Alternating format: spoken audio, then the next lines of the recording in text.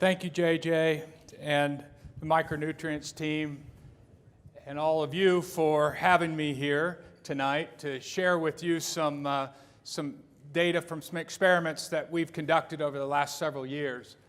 The area that I want to talk to you about is a topic that we call the periweaned calf. So you've all heard about the peri-parturient period and heard other types of words that would use the term peri, but maybe not in the concept of weaning.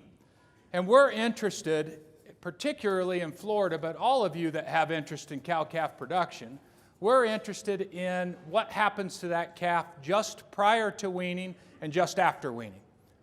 And there's several reasons for that, and I'm going to get into a little bit of that tonight in this discussion. But I just want to introduce our state of Florida and why this is important to us. Florida is not the largest cow-calf state by any means. We generally are around that 11, 12, 13 in terms of total number of beef cows, about the same as Iowa or this state here in Colorado. But we're the largest in the nation in terms of ranches with over 2,500 head of beef cows, and all of those are at or below the I-4 corridor. If you don't know where that's at, that's right there around Orlando and south. And we really don't have a commercial feedlot industry in Florida. We do have some small feeding operations, but nothing like what many of you are familiar with. And so right now, this time of year, July and August, all of those calves are being weaned from cows, loaded onto trucks, and shipped out of the state. We generally try to get rid of all of our calves and get them out of the state before the tropical weather starts, and it's starting right now.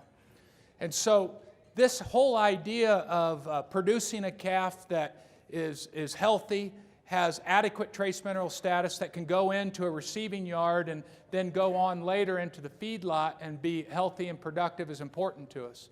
And so our area in my lab has focused almost all of our energy on trace mineral nutrition. I'd say in the last 10 or 15 years, we've taken that focus and put it almost entirely on the calf. And so that's the story that I'm going to tell you tonight and kind of walk you through some of our experiences with different trace mineral management systems and the ingredients that we've used. In terms of an overview, all of you are familiar with probably the most limiting trace elements for these grazing beef cattle, and that's zinc, copper, and selenium. I'll talk about that a little bit more as we go. I want to introduce to you this concept of limit creep feeding. And it's too late for me now to change the name because I've been talking about it too much. But if I could go back, I would not use the word creep feeding. A lot of people stop listening when they hear creep feeding.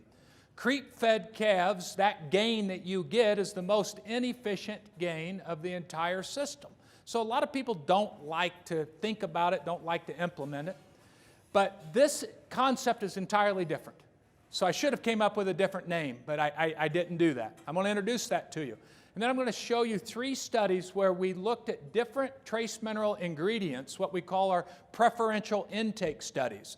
These were all ran to help us overcome a problem that we did not foresee when we went into this limit creep feeding management system.